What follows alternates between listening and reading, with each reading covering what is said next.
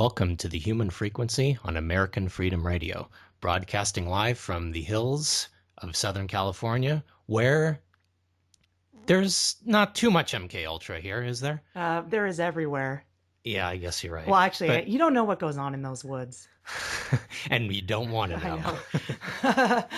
Well, look, mind control is a problem everywhere, isn't it? I mean, we've got the mind control matrix, cell phone towers. We've got one here. Everybody's on their cell phones. There's mind control going on. There is, and it's certainly evidenced by the fact that, sure enough, there's another false flag. At least I looked at the flag in front of the fire department, and it's down to half staff. So there's someone's Prozac backfired on them, or someone's Delta programming backfired, and they just ran through somewhere shooting an assault rifle. Actually, that's the Delta programming working. We're going to talk more about that. Oh, that's it working. That's okay. when it works. Because Okay. the MK Ultra, there's different types of slaves, and they're used to carry out horrific acts. So, well, all I can say is, damn, we got a lot to talk about. we do. I mean, we had false flag in France. We had a false flag in Baton Rouge. And when we say false flag, I prefer to call them staged events, because it's not as it's portrayed by the mainstream media, obviously, but it doesn't really have anything to do with blaming one country versus another. I think we talked about this with Chuck Acelli. Yeah, Chuck mentioned that. Actually, that term is kind of... And by the way, thank you, Chuck, for giving us the shout out. Yeah, and thank you, Chuck, for everything that you do. And you did educate me on false flags a little bit more. So I actually wanted to mention something that I read on Vigilant Citizen, which is one of my favorite websites. And I actually don't know the name of the author. He's very secretive. I've tried contacting him to be on the show. He didn't give me a response. Maybe he's a Freemason. I don't know. Maybe he's an insider. You mean? Well, this website is great. It reports on mind control in popular culture and in the media, but he also does special reports. So one of his recent reports was actually an in-depth look at the Dallas shootings. And he talks about it in different terms than the media at large. So what happened was, this was done to cause racial division, in my opinion. And of course, less than 48 hours after police killed Alton Sterling and Philando Castile, we had a black gunman killing 5 police officers and injuring 11 others in Dallas. This happened very, very quickly. Now, he gets into this in Vigilant Citizen. He talks about Micah Johnson, the shooter, who was very likely under mind control. This is not talked about much at all. It's not at all. And it's so important in all of these staged events that are going on, especially because it's such a huge factor, and yet it's not talked about. But I'm with you, Sharon. One of the main reasons I like Vigilant Citizen is because he factors in that mind control aspect in all of these events, and it's so crucial. Right. To not talk about this is to just completely fail as a reporter, as far as I'm concerned.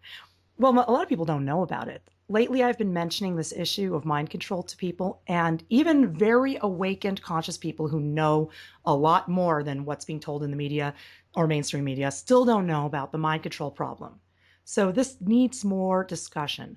With Micah Johnson, he was in the military. He enlisted in 2009, and he was reportedly a very bad shot. He wasn't good with a gun. His main work in the military was he was a masonry specialist and a carpenter. He worked on construction. He wasn't an expert gunman. So that was a curious fact. Now, when Micah came home in 2014, he was a changed man. His friends and family said this is not the same man that enlisted in the Army. He's a different person now. And that is a big indication of this programming. Right. When that sort of change happens. So this article talks about Delta programming, and that's one of the most extreme forms of MK Ultra, which is trauma-based mind control, and it's used by our military to create psychopathic killers.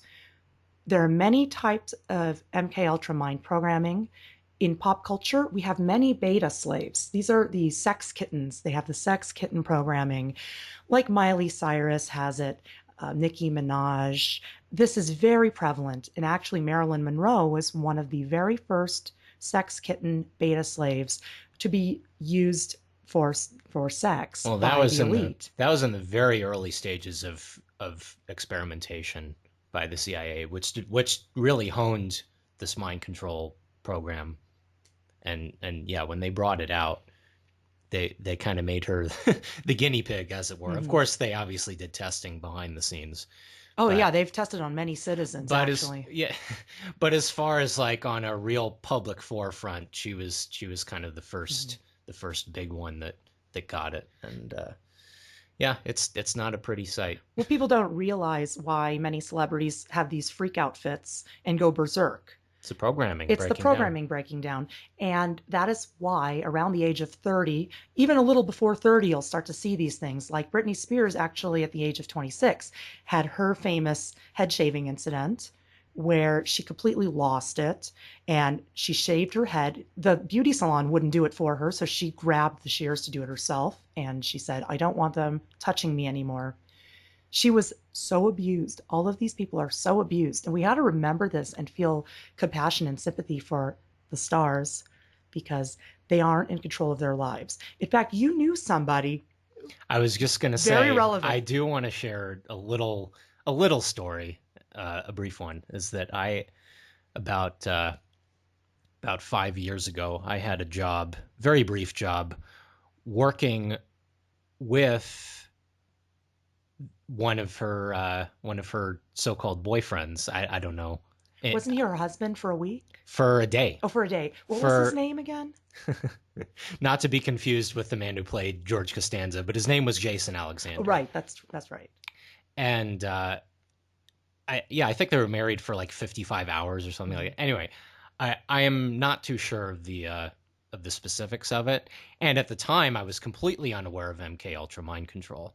I was just kind of listening to his story. I was just kind of the fly on the wall. But I remember him talking about how she felt like she had no control over the situation, over events happening around her, over things in her own life, even something quite personal to her, she had no control over.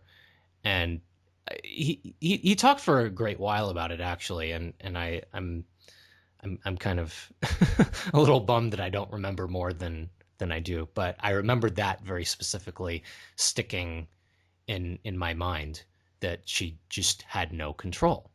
And I remember him talking about trying to go see her, or or try and make contact with her in some way, and he would always be thwarted by these seemingly omnipresent people.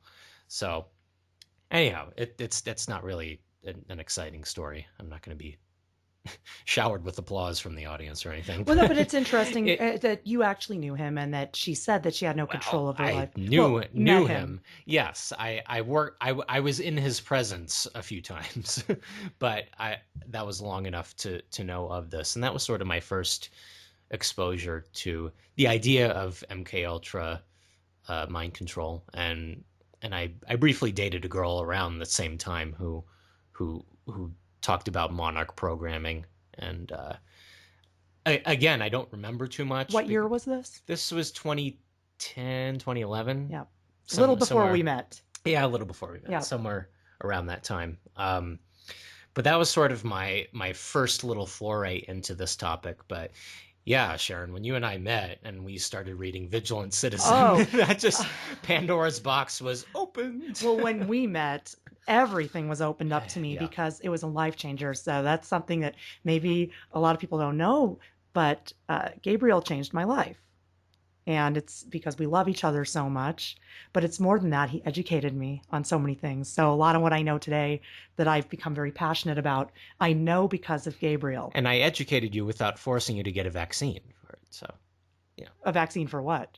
for polio or MMR. I had that vaccine. I had a lot of vaccines when I was a kid, but I What I'm think it, saying is I'm better than other education systems out there. sure. Well, that yeah. Regarding Britney Spears, just to finish that up, if you know about the British Britney, you know she'll go into other personalities, and multiple personalities is a major key to the Monarch programming, the MK Ultra programming. So what'll happen is through the trauma, the person will disassociate from themselves and become many people. Like Nicki Minaj saying she has a little boy named Roman who lives inside of her. You know, they have multiple personalities. So That's a that's little what happens. disturbing. That's what happens. So when you see the broken mirrors in the music videos or many masks, you know, different faces, that's what that means. Now, my So question is, does this disassociation process, does that also tie in with the removal of empathy from a person's mental continuum? now that's a very good question. I actually don't know what this the beta programming does for empathy. What I know is that the delta programming that they're using in the military destroys your empathy. And that is what happened with Micah Johnson. Potentially. I have to say that seems like the most likely scenario. Now, many of these shootings are because of these drugs that people take for depression, these mood altering drugs. That is sometimes what short circuits people's mind and causes a lot of these shootings. And I mean, that's a huge problem. Oh, yeah. These psychoactive prescription drugs. But there's more to it. Micah Johnson was in the military and he came back a changed man. He used to be extroverted. He was friends with people in the community. And he came back, he became a hermit. He was reclusive, withdrawn. And then he carries out this attack. It's completely out of character for him. Yeah, He that's a big indication is when there's that 180 flip to the other side of the spectrum. You've come back from being in the military, being overseas, and saying God knows what. well, let me tell you, he was a masonry specialist, okay? If he saw something terrible, it was not in combat. It Mm-hmm. was in his programming. Mm-hmm. I know this because we have a neighbor here in our town, and I mentioned this before, I'll mention it again, whose brother is in the military and he's high ranking. And he's older too, he's around 29. So he's been in the military for some time and he has a great career. I mean, his family's very proud of him. However, what I've learned about him is he has something missing in his mind, according to our neighbor. There's something not there. He's not able to feel empathy. And that Ding, makes him a ding, great ding. soldier. And they love him for this in the military because he can do things other people can't do. He could be exposed to horrific things that other people can't handle. That's the story I got from the neighbor. Now, that was just step one. Now, I heard this story from him a couple of times, so this must really be in his mind about his brother. Mm-hmm. Now, the last time I saw him, he said that his brother is sprayed in the face with chemicals, as are the other people, many other people, to the point where his face is on fire. It's red and inflamed. He can't open his eyes. And this is supposed to train him for what? I want to know. Being accidentally sprayed with mace when he comes back home. Yeah, well, he's sprayed in the face with chemicals. And he came up with the great idea of using a mud mask, like what ladies use on their face, which I've used before, to reduce the swelling, and it worked. Yeah. So his superior in the military said, "Hey, great idea. We'll use the mud from now on to relieve this. How about don't spray the guys in the face with chemicals?" You know. Yeah, get to the problem at its source, you know. Anyway, besides that, the other thing he says, they'll keep them awake for days on end and not allow them to sleep. Oh, sleep It's deprivation. torture. Sleep deprivation is huge. It's torture. Yeah. So these guys become psychopathic killers. And let me tell you, I don't want to meet this guy. I don't ever want to meet him at a neighborhood barbecue. I think it might traumatize me. Yeah, lest we be the ones getting barbecued by him. So anyway, these attacks we've been seeing lately, I see that the military is grooming people to do these things. I see that our government is behind these attacks, or that other governments are. All these governments are in cahoots anyway. Oh, absolutely. And they're all and these run by attacks are so formulaic and they're so frequent. It's like I think I said like a couple episodes ago. It seems like there's a new one of these stage attacks happening every 2 or 3 days. Well, and that's indicative with the flag at half staff every other day at the firehouse. So you see that and you're like, let's go check the news and see what happened today. And I'd say just keep the flag at half staff all the time, but you know, the flag raiser and lowerer has to get paid too. Right, of course. So what is the reason for the false flags or these attacks? Divide and conquer, divert our attention away from the real enemy, which is our own government and these so-called controllers, these so-called elite, the new world order. The new world order who rules only by hiding the fact from us that we have more power than them. If you look at it, it's logical anyway. There's 7 billion of us, right? Something like that. And there's only a few of them. We have more power. It's pretty obvious. The other agenda, gun grabbing, of course, scare us out of, Naturally. So there, Well, it's all used as a pretext for taking away guns from people, but it always accomplishes the opposite effect. People run out and buy more guns and more ammo. well, So, they want to protect themselves against our government. So when you Googled this, or did you start page it, or did you Google the latest false flag? well, I think I had to Google it because Start Page doesn't have when you type something in, it pulls up the first 4 or 5 suggestions, like a little drop menu. Right. So I did it on Google. I typed in I Latest yeah, F. I typed yes, I typed in latest space F, and the first thing to come up was latest false flags. I guess we're So not the only one looking this up then. far Right? from it. All There are a right. lot of people that are not just wising up to the nature of the attacks themselves, but it's the frequency of them.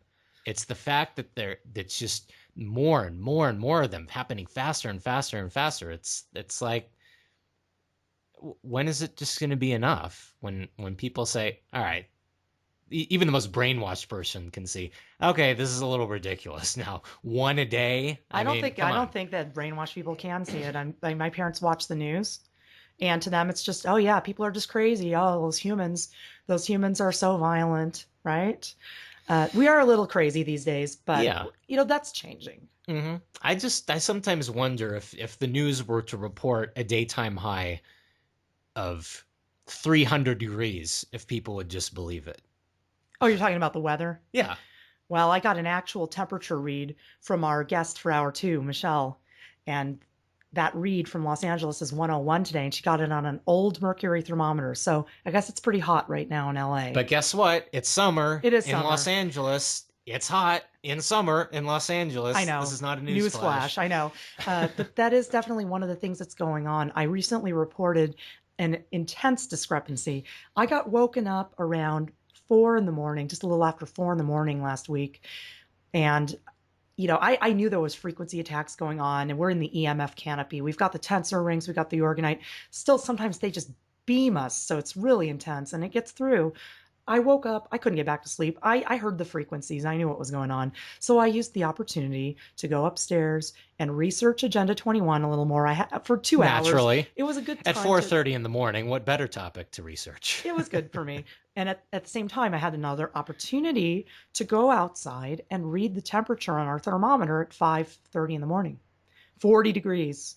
That's really cold. And what did they say it was? Weather.com said 62 degrees. So that's a Wow. 22-degree discrepancy. But I would say 62 sounds believable for a summer evening. However, we are at 5,200 feet elevation, and it gets cold here at night. So anyway, yeah, there is this discrepancy. I've been recording this all summer. But today, in actuality, it is pretty hot in LA.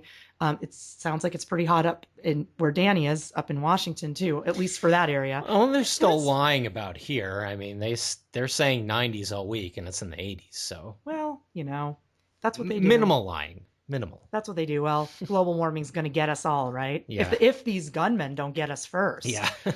Or maybe it'll be a combined effort. The global warming on one side, the gun people on the other. Into the valley of death rode the three. Well, let me tell you, one of the best ways to deal with these things, and this might sound simplistic, but one of the best ways to deal with this is to start a meditation practice.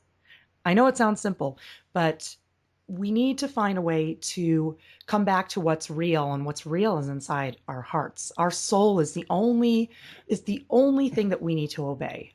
So I started doing meditation back in around 2009, around when Micah Johnson enlisted in the military. I decided that it was time to work on my mind and deal with some problems I had. I had depression and anxiety. I was a mess. I was taking drugs for it. I was taking Ativan for my anxiety. I was taking Celexa for my depression. And remarkably, beginning a meditation practice, I was able to first get off the antidepressant. And then second, I was able to get off the anti-anxiety drug, all within a matter of months. So it was very huge for me. And the practice it was my early meditation practice. It was just mind clearing. And I had learned from Ram Dass, because I've been reading Ram Dass, The Journey of Awakening and Be Here Now. AKA Richard Alpert. That was his name at birth, and then he became Ram Dass after he began his studies in India. So I began a very simple practice of just chanting the mantra Ram and just in my head. And the Sanskrit words do something to your mind. They alter the channels, just in the same way that the drugs I was taking were supposed to alter the channels in my mind and make me better and make me right. They gave me relief. I can tell you that. The drugs gave me relief, but the meditation gave me more of a permanent relief from my problems. Still working on it. I'm not a realized being, but this is my story of how I began. And that was years ago. And one of the things that's really happened for me through progressing through this practice is I'm able to detach more from these worldly events. It doesn't mean that I ignore them. I still read about this stuff. I'm still fascinated with it. I want to report on it. I want everyone to know about these problems like Agenda 21, geoengineering. And I'm not saying the meditation is the only solution to these things, but I'm saying it really helps you cope. Mm-hmm. And like you said, it's not ignoring. You just don't have the same stake in it, right? Right. Now, when I started going to meditation classes, that was in Portland, by the way, in 2009. That was in Portland. And I was just beginning a practice it was with my ex-partner. He and I both were reading Ram Dass and both began a practice. We moved back to LA, and well, actually it was late 2009 and into 2010, I began a Buddhist meditation practice through the Kadampa Center in Los Angeles. And that was great. I learned so much because I was doing these regular classes and I started to develop a practice every day at home. I learned a lot, beginning with mind clearing, because the key here is you've got to clear all that garbage out of your mind. It doesn't mean you're not going to have all these thoughts bombarding you. You're going to think about your worries, your fears. What do you got to do tomorrow? What do you have to do later today? What happened yesterday? Oh yeah, It's that creeps in no matter what. Yeah, it's always going to come in. But what you want to do is train yourself, get yourself in that quiet space where you're just focusing on breath. That's the easiest meditation. You breathe in through your nose and you're aware of the breath in, and then you breathe out, you're aware of the breath out, and you just sit there. That's the easiest practice. But you're going to find your mind is going a mile a minute. Mm-hmm. And then you might say, I can't do this. It's not working. It is working. You're noticing for the first time how fast that your mind is going a mile a minute. It's called training the mind. Now, we live in a society where there's a mind control problem. We talk about this all the time. Mind control is everywhere. And the fact of it is, if you don't control your own mind, someone will control it for you. And they will, more often than not have your best interest in mind. If someone's trying to control your mind, you can bet that they're doing it for their own agenda. Uh-huh. Why would anybody do it otherwise? So this is what we're doing here. Is it's this preliminary practice of meditation is you want to train yourself to first off understand what's going on with your mind. Realize how busy your mind is. My mind is still crazy. It's going a mile a minute. When I do my meditation, I still have all these thoughts. The key is when the thought comes in, just let it flow by like a leaf on a river. Understand they'll come through and don't beat yourself up for that. Just understand that's what happens. Do your best to detach from the thought and continue with the practice. That makes total sense. Yeah, just do it for 10 minutes. Try it out. That makes sense to start with just a simple acknowledgement of that very active mind state. Because if you can't acknowledge it and you're in denial of it, how can you ever hope to remedy it? Well, it's very difficult for people to look at themselves. So most people, when they have free time, they're going to be on Facebook. They're going to be on whatever they do, Twitter. I don't do those things.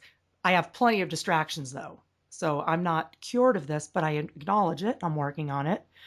But most of the time people will find distractions because once they encounter their own mind, it's going to freak them out. Yep.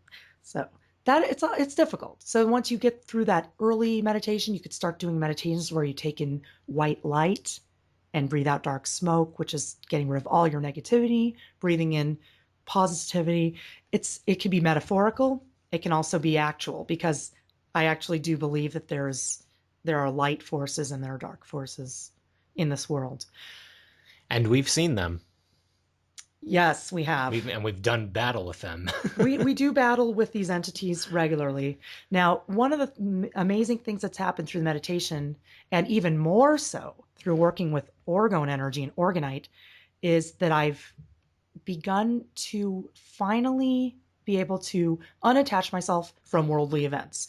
But I have to say that the organite, the orgone energy, the life force energy that we work with these devices has cleared so much of that noise out from my mind that it enabled me to get to where I am now.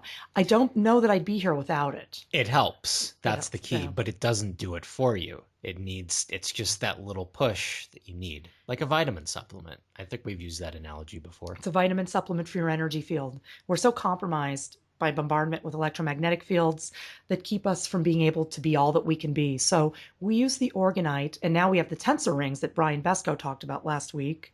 We have the tensor rings that generate tensor fields, also healing energy. It helps us to clear away all that noise that we're being bombarded with, and it helps us to rediscover who we are. So that's very important. Now, recently, we went back to LA, and I had a new experience I'd never had before, and it was very beautiful. Los Angeles is a city that's decaying, it's crumbling, it's in extremely bad shape. Agenda 21 has taken its grip on Los Angeles, and I'm Yeah. seeing my old neighborhood in Hollywood being destroyed. Well, people like to use gentrification to describe it, but that is a euphemism of the rankest kind. So it is actually Agenda 21, and we talk about this over and over again when cities, under the guise of environmentalism, start tearing down their old structures and forcing the mom and pop stores out and building these awful mixed use units. Sustainable development, they call Yeah, it. or so they call it. Yeah. Sustainable development. They start rezoning everything and building corporations on the bottom and just these sardine tin apartment units on top to And they're box. very expensive too. Yeah, oh yeah. To charge people an arm and a leg, get them off the land so that they can't be sustainable, truly sustainable, growing their own food and living in harmony with nature and with the planet. No, they box them in these little units, bombard them with electromagnetic frequencies, and of course they have the Prop 65 warnings everywhere saying, warning, this building is known to contain chemicals that cause cancer, and you can't do anything about it because we warned you with this little plaque. But they don't warn you about the electromagnetic fields. No, and they they don't don't. warn you not to eat at the Quiznos downstairs because there's GMOs in that food. But that's what's going on in LA. LA is being destroyed. And this has been very, very hurtful to me for a long time.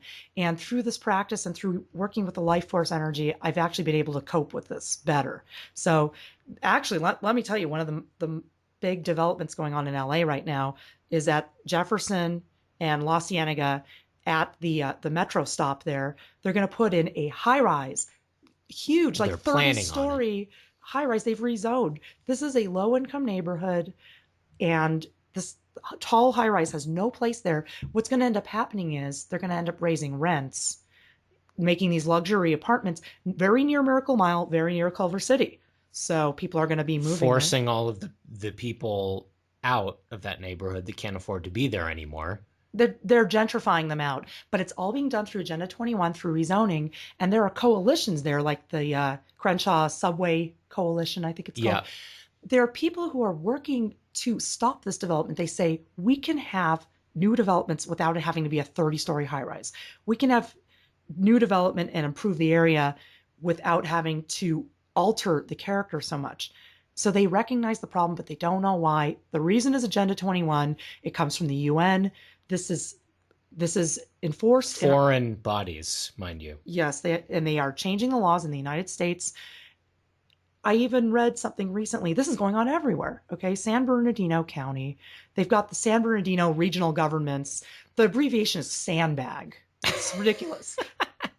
And these regional governments are making laws for the individual cities there. So now the cities aren't even getting to choose. So we've got these outside bodies changing it. Sandbag. Right. So anyway, Los Angeles, Southern California, it's a mess. Here where we live up in the mountains, it's kind of exempt from that because what corporation's going to move in here? I mean, they're not going to make any money up here, just like, less than 2,000 people.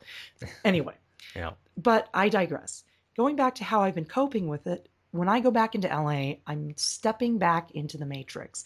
I have, as well, Mitch said on our show that we have made a stand by leaving LA, that we're not going to be in the, Mitch Santel, by the way, who was on our show a couple weeks ago. Yep.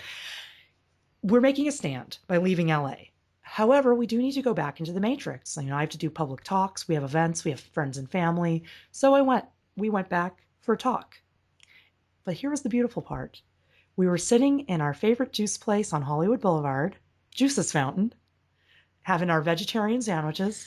And oh boy, now this place is going to be all hipster and decked out with unnecessary crap within a couple of weeks. What, you think that our listeners are hipsters?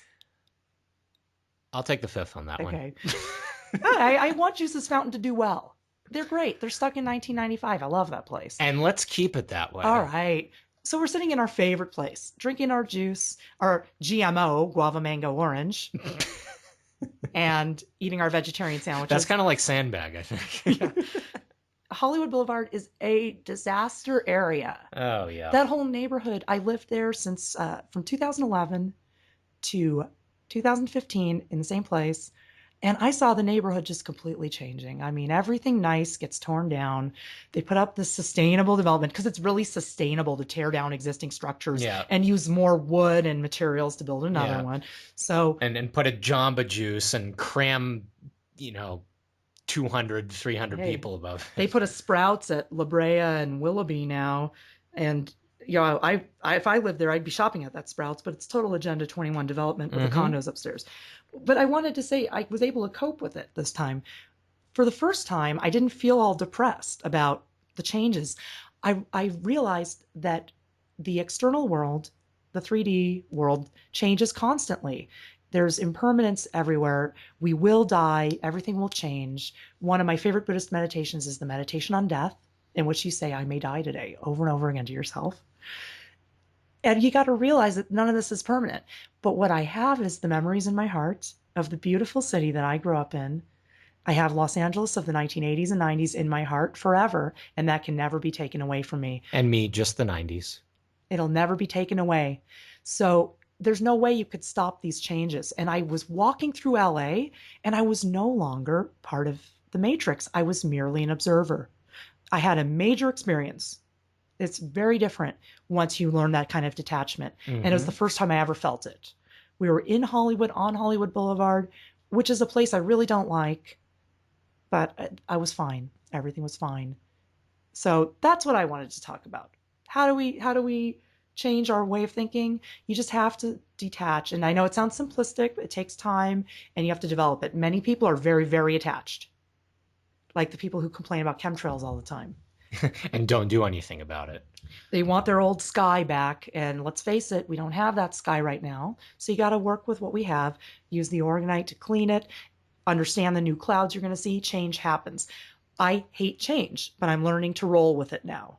Because life changes all the time.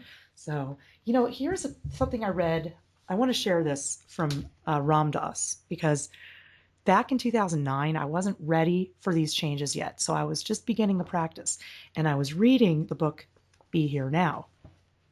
And I read this passage and I just froze because it was just too much for me. I put the book down and I was generally freaked out.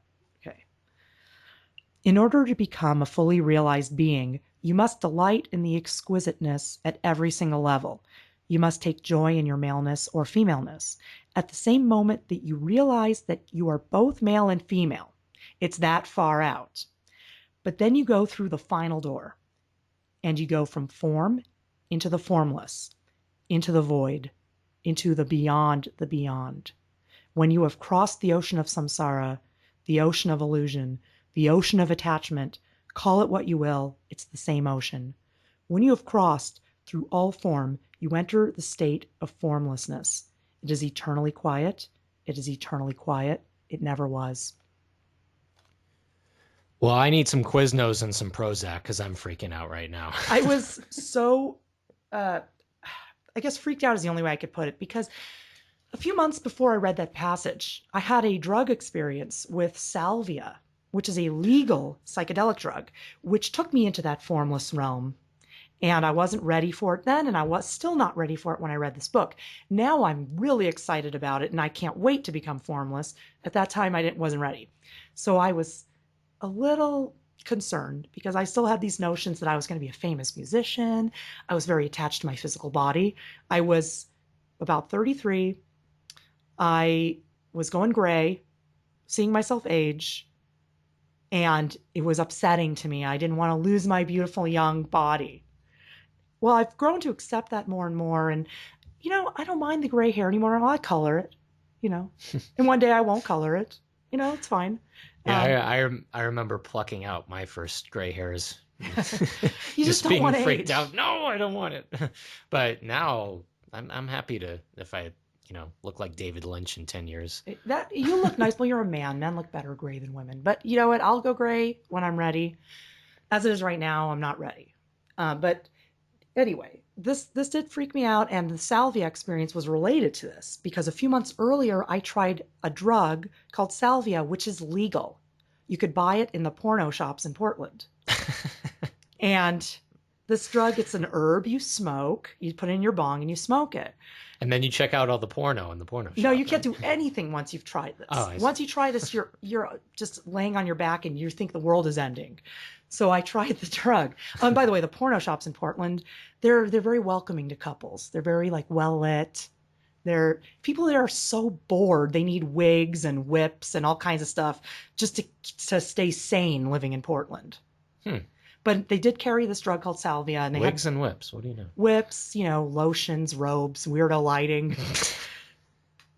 Anyway, this salvia trip was terrible. And I have used many psychedelic drugs. I've used mushrooms. I've done more acid than I can even tell you. I've tried so much. I've done almost everything. But Should have just stuck with the whips and the wigs. well, I don't care about that stuff. I guess The salvia experience knocked me on my ass. I took the hit and I was out. And the whole thing, according to my partner at the time, lasted no more than 5 minutes for me, but it felt like an eternity. I left my body. I started to merge. All the atoms of my body, all the molecules started to merge with the house around me. Everything became distorted and connected. I was in the walls. I was in the floor. I couldn't move. It was all the same.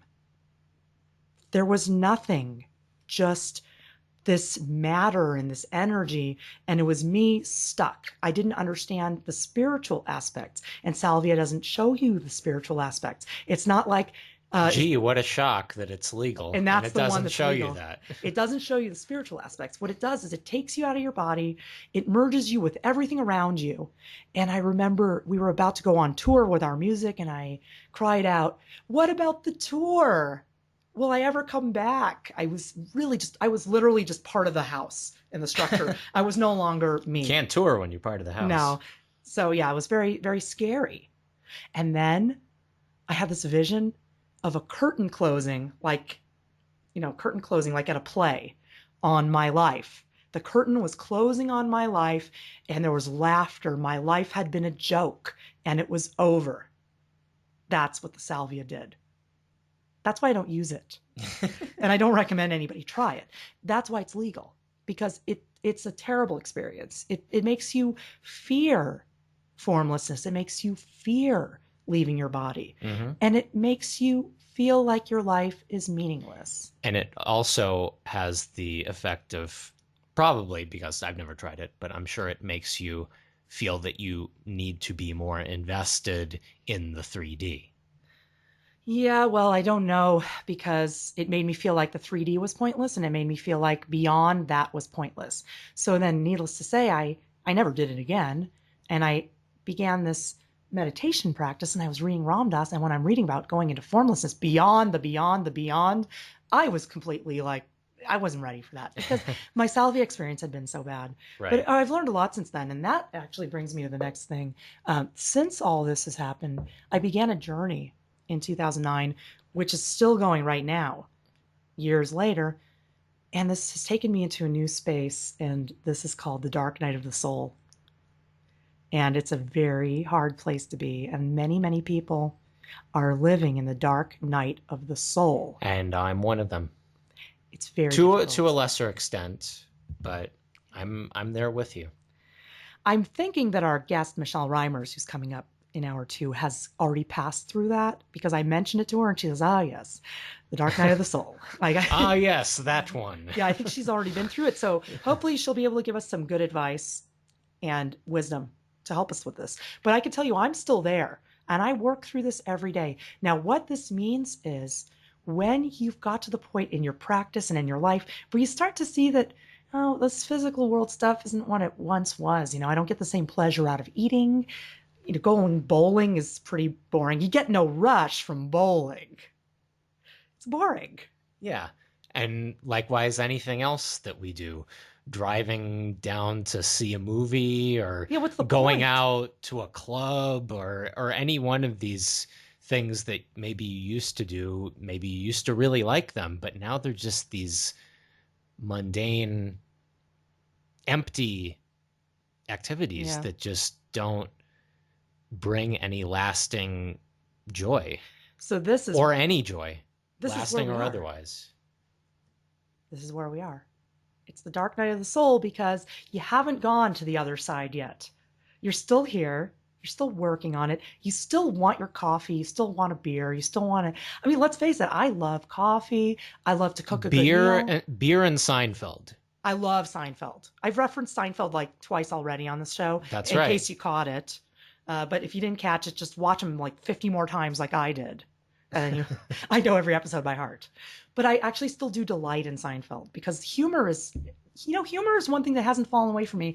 I think the humor endures even past this stage because we need to laugh in life. We need to laugh or it's too depressing. Now, there's a difference between depression and the dark night of the soul. Mm-hmm. I used to be depressed before I learned that all this stuff's a bunch of BS anyway. And I was taking antidepressants.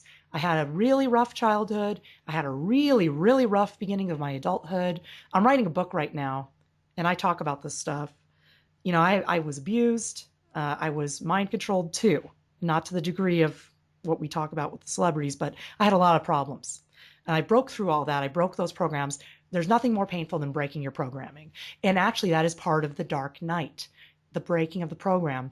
Once you break the program, yes, you feel great, you feel better, but you also wonder, like, okay, now what? And that's where I am. Mm-hmm. I still love to cook a good meal. I still enjoy drinking. I still enjoy hanging out with my friends in LA. But it's not what it used to be. Not the same. It's not the same. Yeah. So that's where we're at. So I mean, all I could say is if you're there, like we are, and I know a lot of you are, just know that there is a light at the end of the tunnel here and just keep working through it. The only way out is through. I often say that. Mm-hmm. You can't go back. Always forward. Yeah, you can't go back because once that door is opened, you can't close it. Mm-hmm. A lot of people talk. Ram Dass talks about that. Once you're past a certain point, the only way out is through. Yeah. And I have a feeling that the difference between depression and the dark night of the soul is not too dissimilar from the difference between focusing on chemtrails and focusing on orgone energy. Mm-hmm. Right. Well, for us, now this is interesting because for us, the chemtrail problem is over. For many people, it's still happening. Mm-hmm. For us, it's done. We don't have chemtrails where we live. Wherever we go, there aren't any because we have the devices and the internal energy in our minds to combat them. Now, that again, a lot of people don't believe in your own ability to affect the environment around you.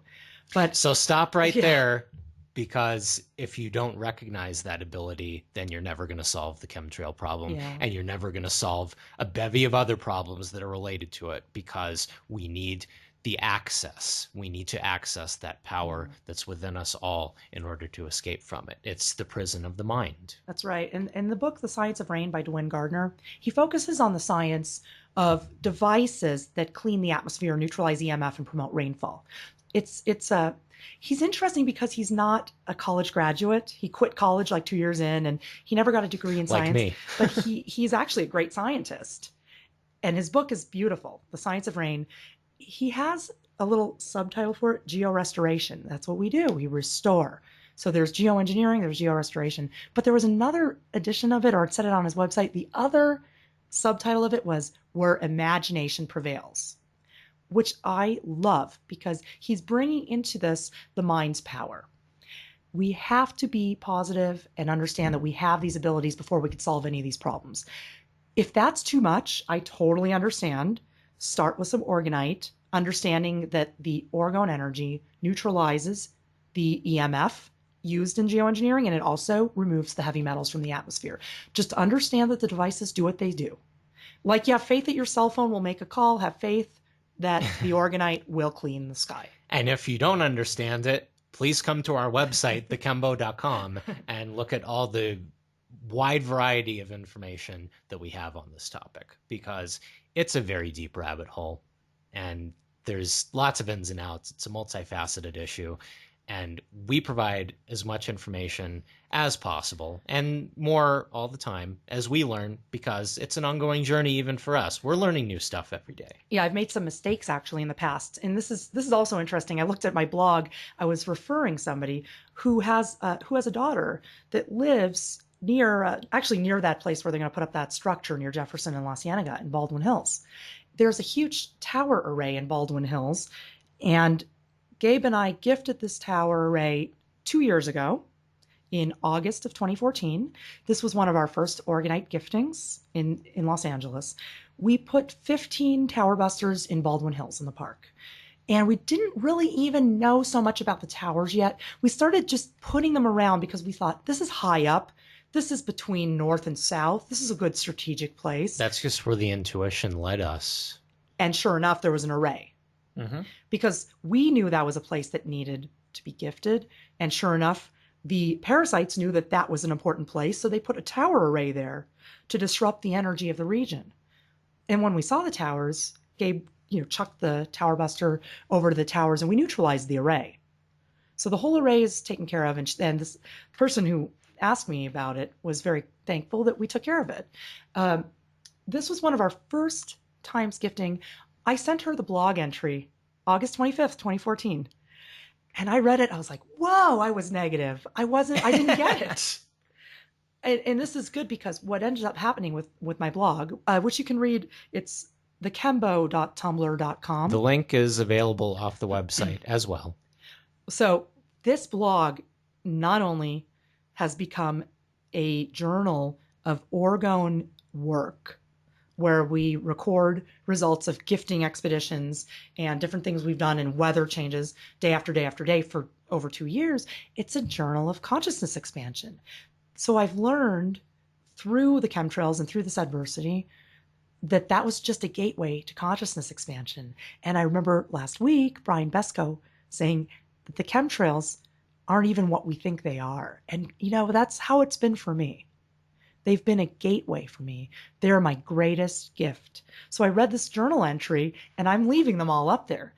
I actually was incorrect about what was going on in the sky in this entry. And I'm the first to admit when I'm wrong, because I'm scientifically minded. And if I make a mistake, I'll say, this is not how it is. Well, that's more scientifically minded than the scientific community, because they never admit when they're wrong, which is all the time. Well, on this journal entry, we had what was going on in the sky. Terrible geoengineering, just extreme bombardment. And while we were deploying the organite tower busters, it was actually getting cleaned up, but I didn't recognize it yet because I was so new to the whole thing that I didn't realize what was going on. So I complained. We didn't know the cleanup process.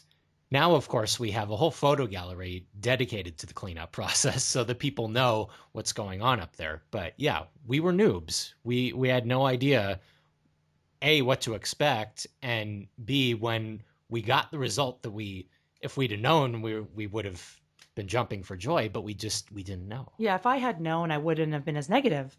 But what I said was, what a mess, this beautiful panoramic view of Los Angeles sure would look nicer without all the geoengineering.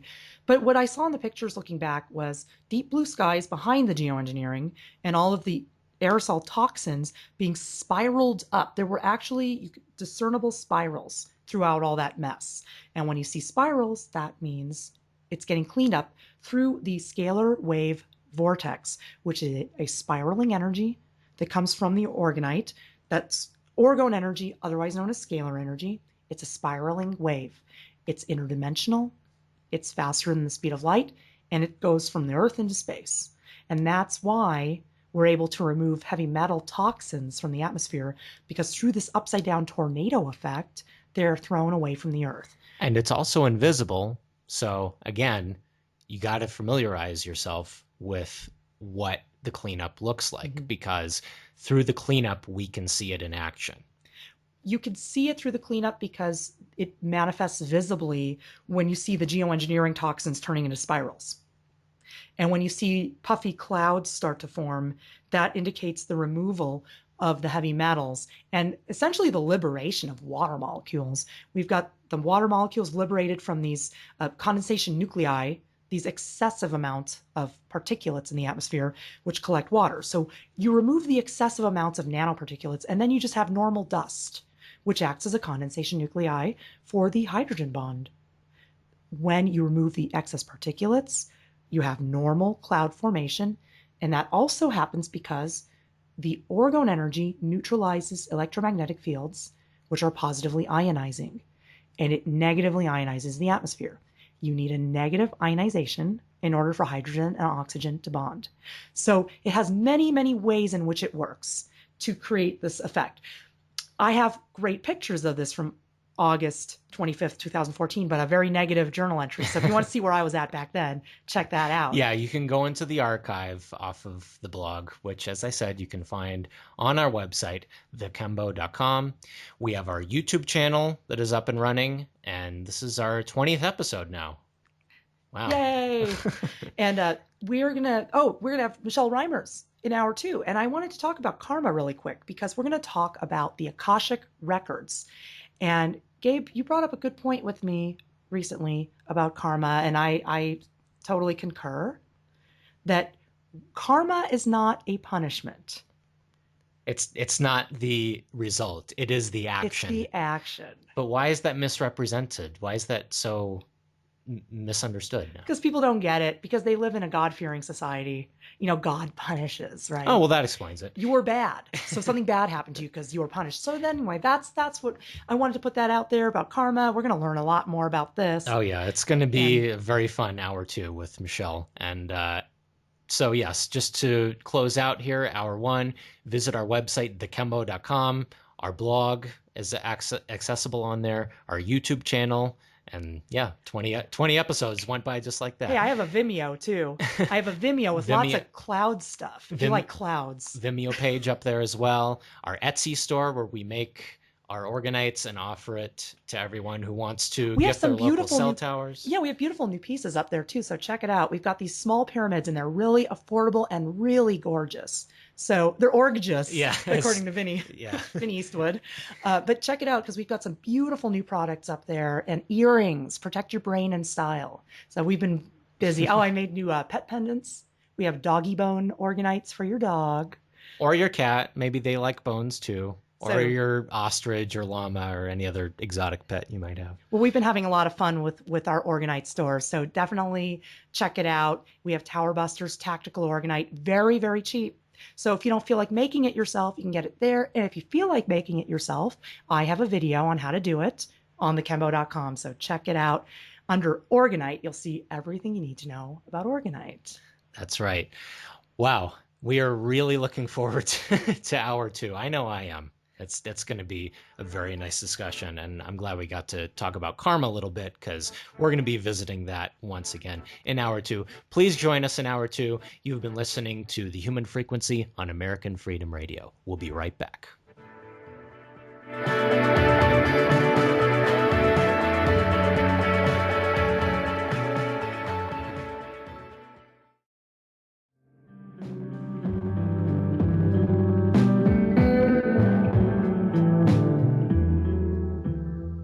Welcome back to the Human Frequency on American Freedom Radio. Well, we're really excited because we're going to be talking about a new topic, the Akashic Records, tonight with Michelle Reimers. Michelle Reimers is an advanced Akashic record reader and teacher. She is certified through the Center of Akashic Studies in Chicago, Illinois, by the founder Linda Howe. Michelle has been working with her own records as well as the Universal Akashic Records since 2007 after a near-death experience. In 2012, she began working full-time as an Akashic record reader for other people, as well as reading the records of homes, businesses, areas of land, animals, plants, and crystals. She offers seasonal classes on how to read the Akashic records and offers specialized classes such as ancestral healing through the Akashic records and clearing past lives through the Akashic records. Michelle is a good friend of ours, an animal rescuer, an avid gardener, and I would say plant rescuer too, and an artist. Michelle, thank you for being with us. How are you tonight? Welcome to the human I am frequency. too. Thank you. Thank you so much, Sharon and Gabe. Thank you so much for having me. This is an absolute honor. Thank you. Oh, well, we're honored as well. You are very, very talented, and I can't wait to learn more about the Akashic records. And you did Wait, rescue I our thought plants, I by thought the we were way. talking about Hillary Clinton. Yeah. Why don't you open the Akashic records on Hillary for us tonight if you want a good I know, laugh? right? We want to keep the vomiting to a minimum tonight. Well, Michelle, you did rescue our plants, by the way. Oh my gosh, Michelle, they're all doing beautifully. okay. Yeah, you rescued the lemon tree. It's in the ground now instead of in a pot. When we moved out of LA, we gave all of our plants to Michelle and Paul. So Yes, and Michelle has resurrected them. all but one survived. One did not survive. It decided to go back onto the earth, and that was like Oh. because of a cat. A cat decided to live on it, like sleep on one of your. So I mean, Hey, I you know what? back to the earth it went. That's better than the leaf blower experiences it had, in its previous home. Those plants got blown in the face with 200-mile-an-hour hot winds by the lunatic gardener. So I'm very happy they're with you now. Right on. Thank you so much for those plants. I do love them. You're welcome. Well, Michelle, let's get started with what are the Akashic records? Oh, the Akashic Records. These things are amazing. So, what I like to let you know is that you have how I like to start is the Akashic Records are the soul's memory bank. So, you have a mental brain, you have a brain up in your head. It's been recording sometime in utero all the way up to this current moment, which is right now. And that's its limit. That's what it knows. It's locked up in your skull. And at some point during this lifetime, you'll transition, you'll die. The brain will go back on into the earth or cremated or however the one chooses to like deal with the body.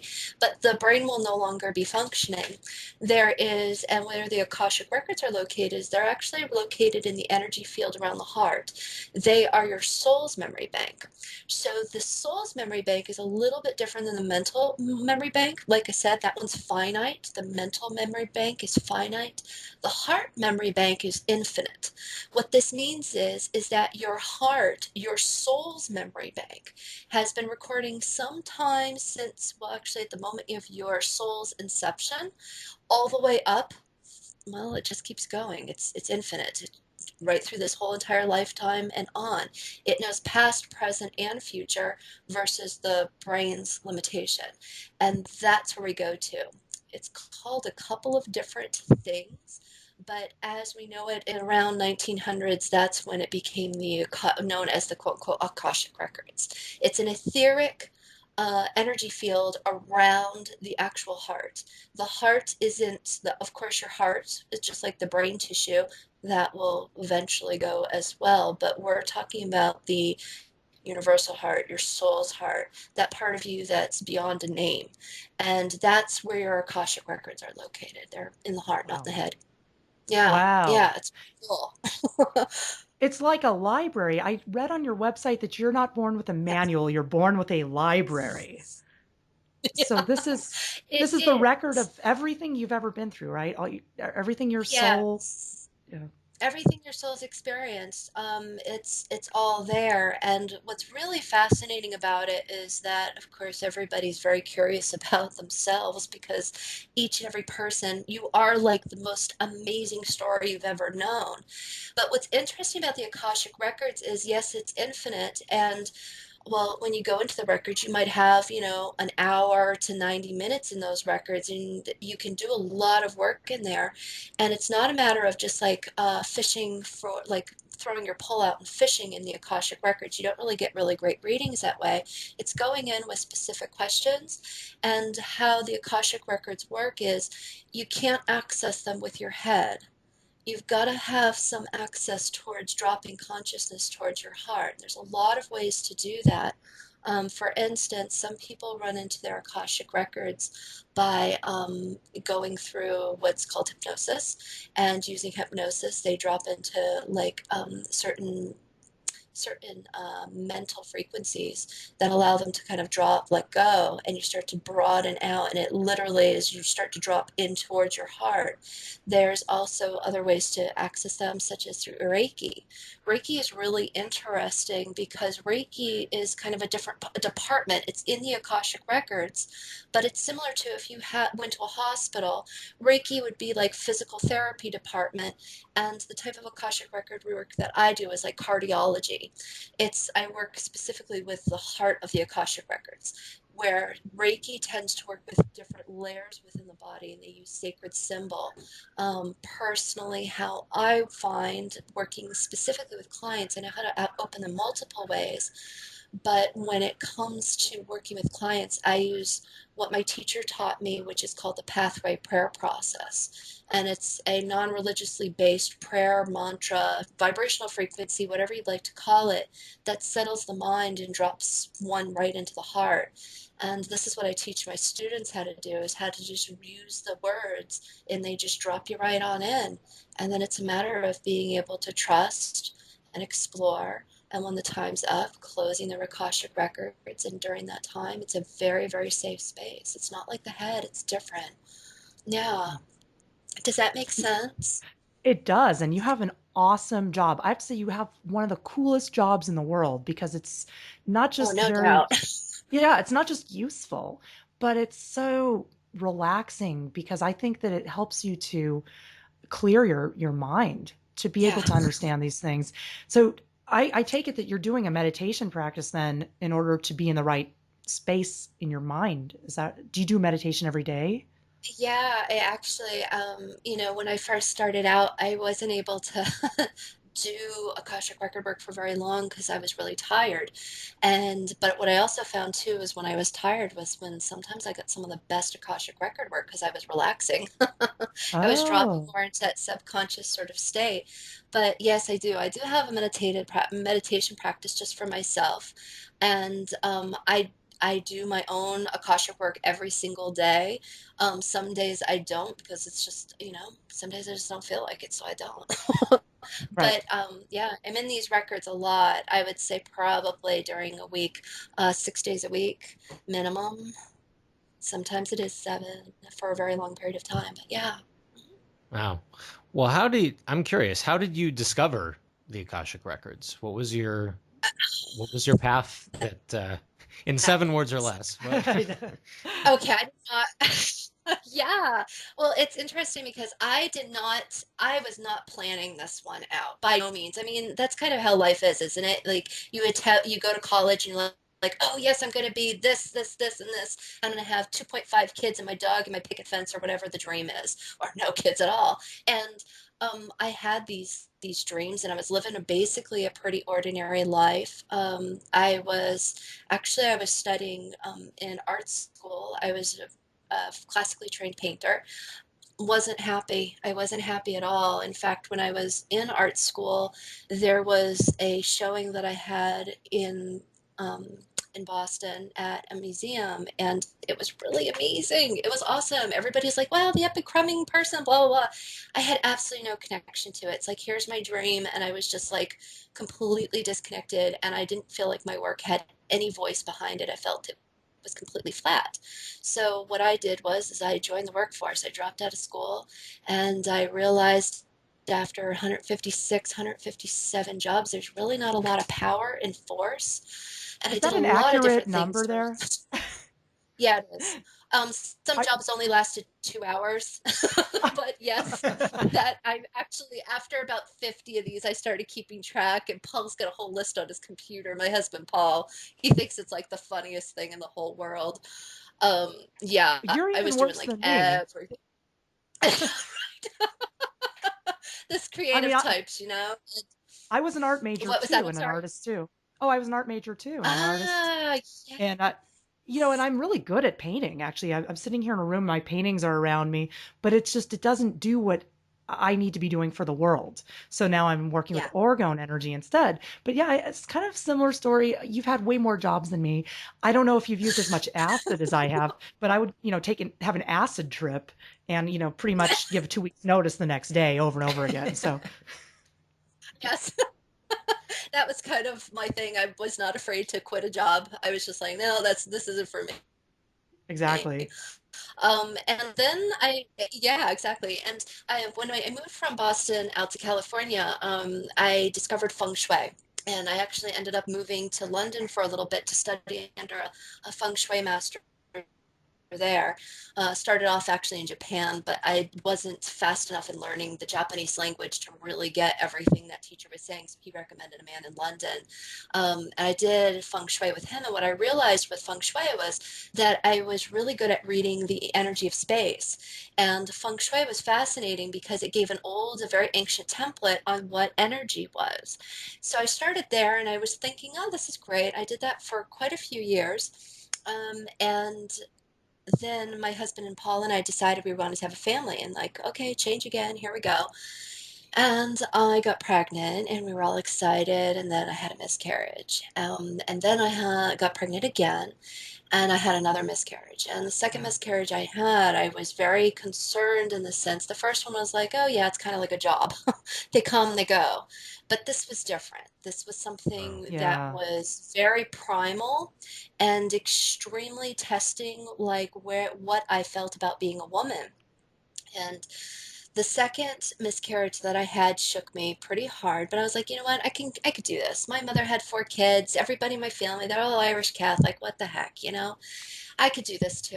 And I got pregnant a third time, except the third time was not as easy as the second two, if that could be even like a word called easy.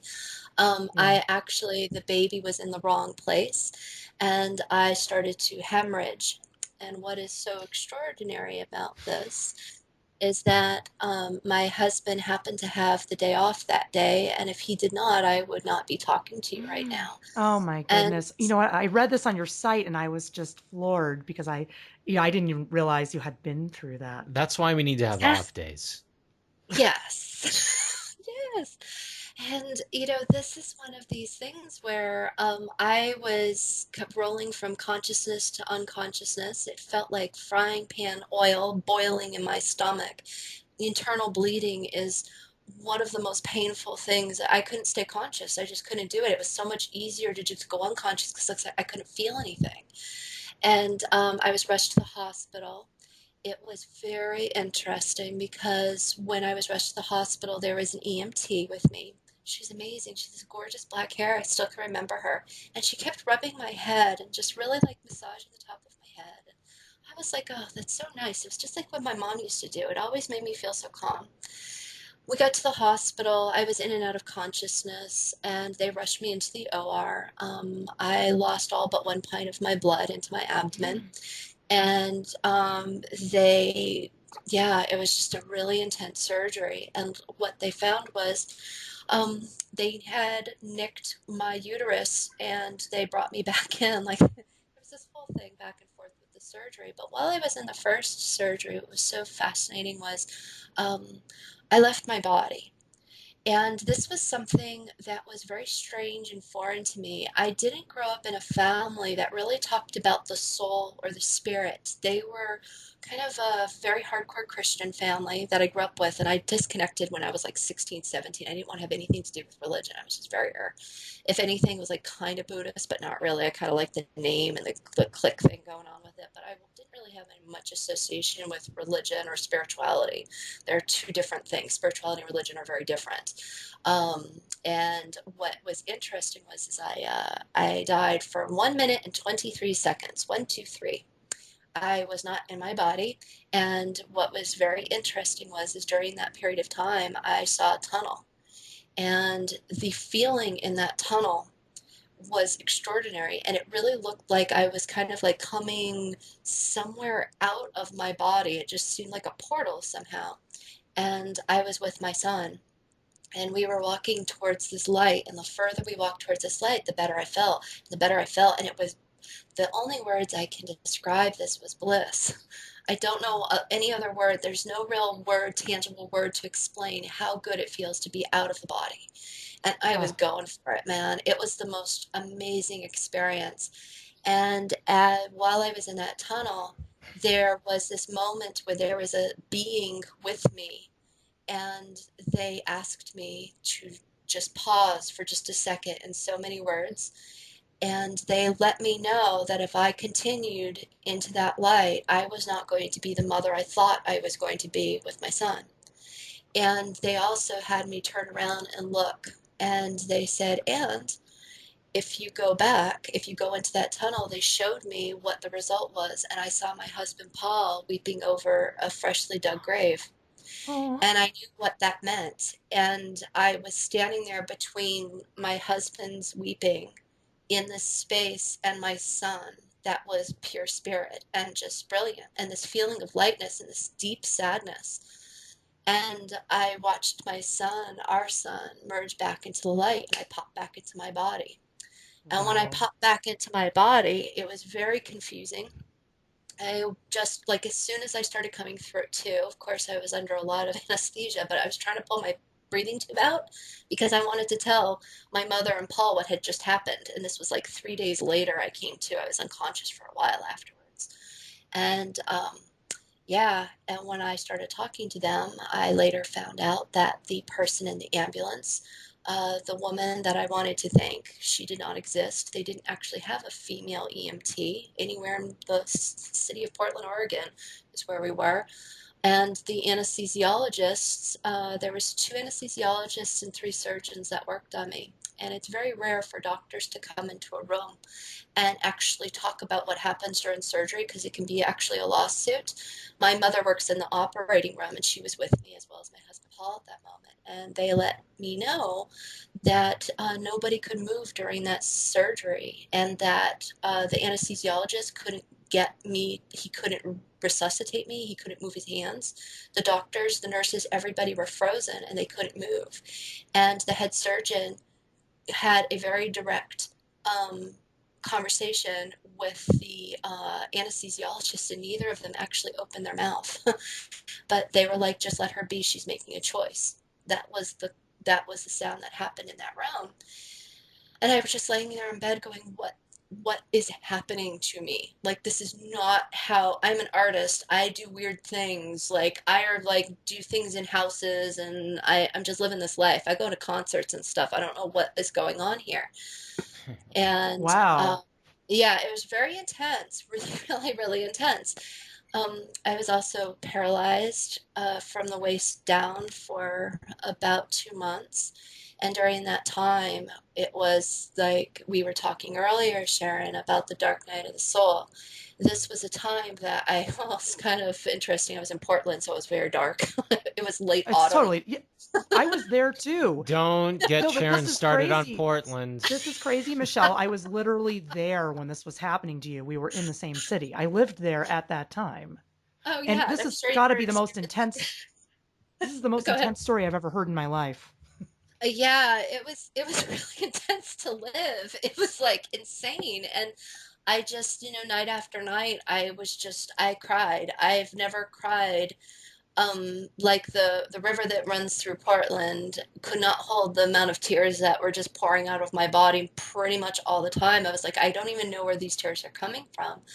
And I told, after the tears kind of slowed down, I had a very serious conversation with my husband, Paul. And I was like, listen, we don't have any money for therapy. I know this. We were totally, I couldn't work. He was working night shift. We were barely existing in Portland. I said, I know I can't get therapy and I know I need some. But I need to find something else. And my husband, being very studious and whatnot, was like, well, let's go to the library. And he's like, you know how to read? And I was like, I'll totally read whatever, but I have to let you know is that if I don't find any joy, I must find joy within the year or I'm going to leave because this life is not what I know it to be. It's so easy on that side. It feels so good. There's none of this stuff here. It's just like I'm authentically me. And it was a state of euphoria. It was amazing. Um, and he said, you know what? That's fair enough. He's like, 1 year. Give me a year. Let me throw some books at you. And I'm like, okay. I've got plenty of time. So I started reading. And within, I think it was like the second book he even gave me was his teacher, Drunvalo Melchizedek, had written a book. And there was this one sentence, and I will never forget this. It was a sentence, and it almost looked like it came bold, like popped bold off the page. And it said, blah blah blah blah blah, your soul's records called the Akashic Records, also called the Book of Life. And I was like, what is that? What is that? And I want to know what that is. And I started researching it. Within a few months, I think it was, a book came out called How to Read the Akashic Records by my teacher, Linda Howe. And I read that thing probably 100 times. And I started just taking her practice that she wrote how to open these records. And I sat there and I opened them. And when I opened them, I didn't get like big downloads of information. I wasn't seeing visions. I was so depressed. I could not, I didn't even know I could do any of that. And it took about 2 months. And I was pretty determined to be very dark. And I was like, well, there's nothing else for me to do. I might as well just read this, what I thought was a stupid little prayer. I'm not even into praying. And here I am reading a prayer.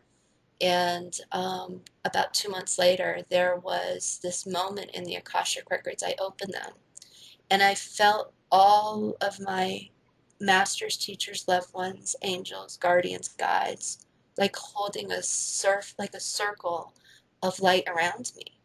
And I could feel in my deepest part of my chest a glimmer of what that felt like when I was between worlds. And I immediately fell over in like a state of grace. And I was just blown away and I couldn't stop. After that, it was like, oh, it was like I would kind of pace myself and go in like 6, 7 times only a day. I'd leave an hour off and then I was up like half the night going back and forth, back and forth. And would get sleepy and I'd sleep and then I'd get up and do it again and then I'd get sleepy and go back to sleep. And it was just, it was very intense. And I learned that I actually had a tremendous amount of trust in myself because I kind of threw all caution into the wind. I was like, I really planned on killing myself. That's where I was at. I was like, I just did not want to physically be in my body anymore. And so when you're in that state, like, what else do you have to lose? Why not? And through the next couple of years, I realized that I could not, I was getting downloads, which are just like massive pieces of information that are just there. It's kind of like when you say, okay, pick an event that you did like earlier this year and you knew the whole day, and it's just like, oh, that event, and you just know all the pieces and parts to that particular day. That's how a download happens. And I was getting those, and then I was starting to, my inner vision was opening. I was getting auditory. I could feel things. I could even smell things. All of my inner senses, my sixth sense, seventh sense, all the senses started lighting up, and I just trusted it. And yeah, I was just doing reading after reading after reading, and I noticed I was starting to feel better and better and better and better. And if I had the opportunity, I would have paid anybody anything to get out of that state. But in my case, the universe kind of set it up where there was no money in the bank account, and I had to do this on my own. And I did it on my own, and I did it for a couple of years. And the depression lasted probably about 8 months. And then it just started getting better and better. And I was like, what is happening? And then my mom actually had talked me into taking a class with the person that I like basically ripped up her book because I've used it so much. I was like, I don't want to go to school again. Forget that. That's like a job. I don't want to do that. She's like, come with me, come with me. And I went to my first class with Linda, and she hired me as her assistant. And, I went to school. That's what I did. I went back and forth from California to Chicago for a couple weeks at a time, and I studied. I got certified, and I got the courage to start reading for others, and I've been doing it ever since. And my job is basically, I have the best job in the world, like you were saying, Sharon, is my job is to fall in love with the person that's with me, and my job is to look for the light. And That's I'm so really beautiful. good at it. I'm You really are good at really finding good. it. You are really good. And actually hearing your story, it makes it even more amazing to me how powerful and positive you are. Because the first time we met Oh yeah. was a day where something, I mean, you remember something crazy I do. and traumatizing happened to me Well, right before we met. well, And the first time I met you guys was even before that. I Yes. was being, I was being, what I feel like I was being tailed by this some car that was trying to snap a picture of me. It was kind of creepy, and I had my sucker punch on me, which you Yes. anyone can purchase at ctbusters.com. it's a very Anyway, useful surveillance scrambler. so Yes. I think this all started because we I decided to place an ad on Craigslist for our organites. This was very early on in our organite making days. We had just opened our online store, and it was just crickets and tumbleweeds going through there. So I posted this ad, and I think it was Paul that answered it, Yes. and we chose to meet at a neutral location as is pretty much standard, and you guys got a nice large citrine pyramid from us, Yes, we and did. I'm actually sitting right here with it. oh nice. You got one of my favorites. We Yes. called it crop circle because I have the SBB coil sitting in the brass shavings and it looks like a crop circle. Oh my God, I know. I love this little pyramid. It makes me very happy. In fact, I sit here with every single reading, and your crop circle pyramid sits here with me, and it just feels so nice. It's like very Oh, comforting. I love it. well, I I'm love it glad. that it holds space with people too. It's just great. Oh, great. Well, I'm glad to hear it. And then the time Yeah. came when you guys came over to our new house at the time to meet us, and Yes. we yeah. Well, in that day, Gabe also invited somebody else over. We thought we were all going to hang out together and talk about organite and stuff because this guy was like another person who makes organite. Well, that guy turned out to be completely mind controlled and psychotic. And I didn't know this until he came into my house and started doing weird things like trying to get me and Gabe to fight. He was doing crazy stuff. He first came in and started telling me how terrible it was that I quit my job and, to do this organite. And he was telling me about terrible experiences he had in his life with people shooting at him and all these. He was just throwing Oh, every negative thing at me. And then he started yes. trying to make us fight. And Yeah. by that point, I finally said, okay, that's enough, and Yeah. I had to leave the room. And then he got all bent out of shape and left the house. But by then I was already all, flustered. And I was just standing there in the middle of the room saying, what the hell just And happened? then I came out and I said, that guy's under mind control. He was doing this on purpose. And I said to Gabe, I don't want to meet any more people. And that was right before you guys came over. And then that And like, was hi, literally Michelle. that was literally less than 2 minutes from that time to when you and Paul knocked on the front door, and And I was like, no way, no way. I went in the bedroom.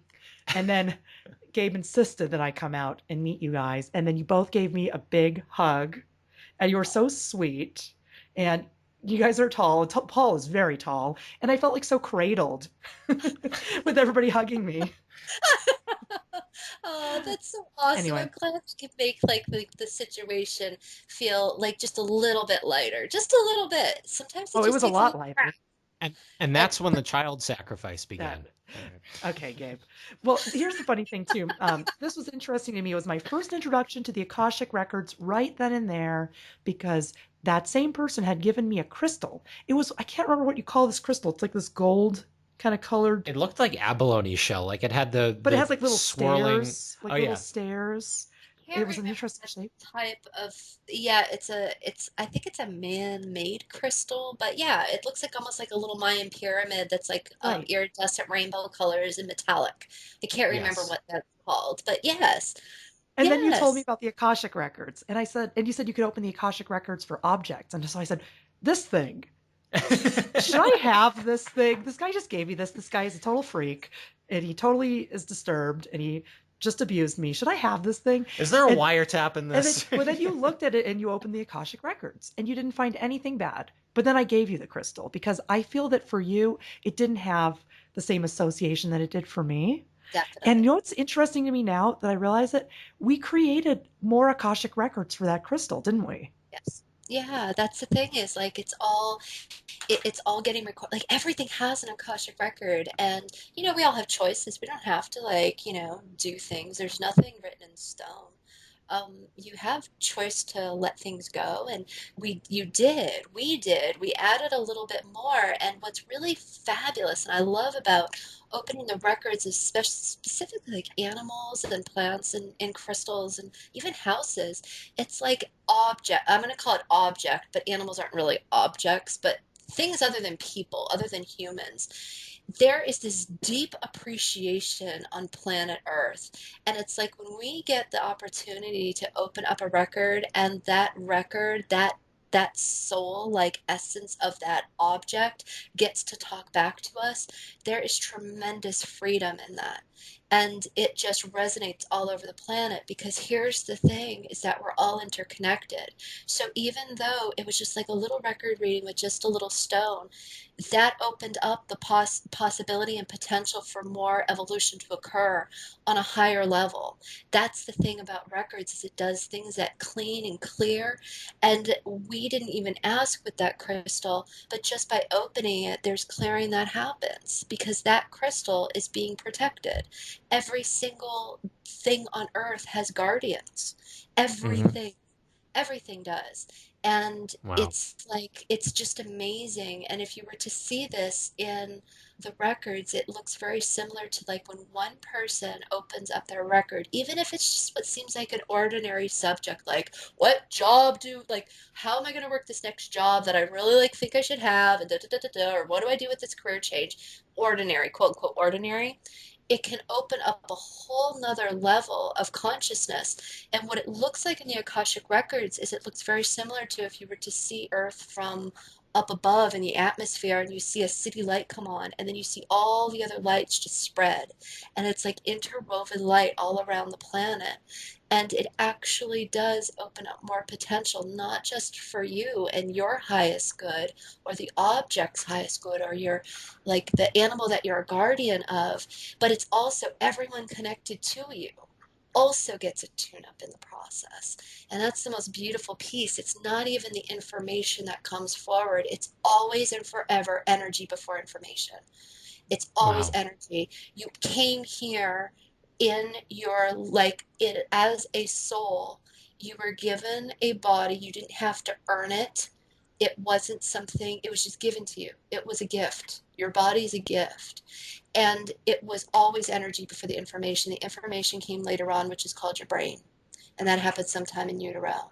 And it's about blending that brilliant brain of yours with this infinite heart and getting the two to work together and know that it's all right. It's not about severing one or the other. It's about being able to do both simultaneously and be able to also go even beyond duality and be in a place of inclusiveness. And that's what the Akashic Records allows us to do is to be inclusive of all perspective and be able to make choice from a broader perspective. And that's a much healthier place to be.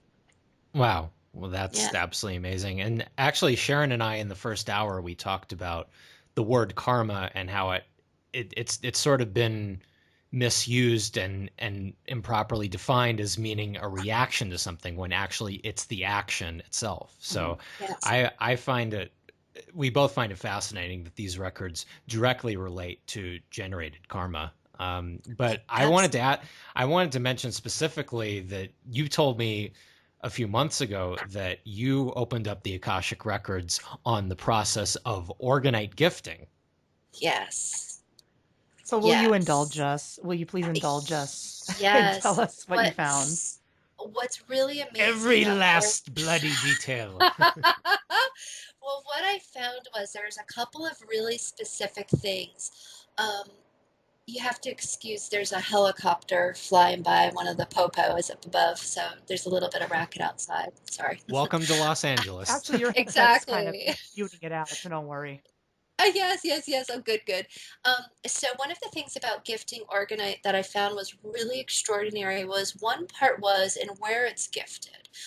For instance, Sharon and Gabe, you both like will take the little pucks and pitch them out the window and try to hit like bushes and whatnot just so that they're hidden. And what I saw in the records about that, which was so fabulous, is that the Akashic Records of Organite were actually mentioning that one of the best places to put these is around very old, ancient plants, trees in particular. They're like the exact opposite of, say, cell phone towers, and they're extraordinary at amplifying organite, so you can get a whole lot more bang for your buck, so to speak, when they're in this particular field.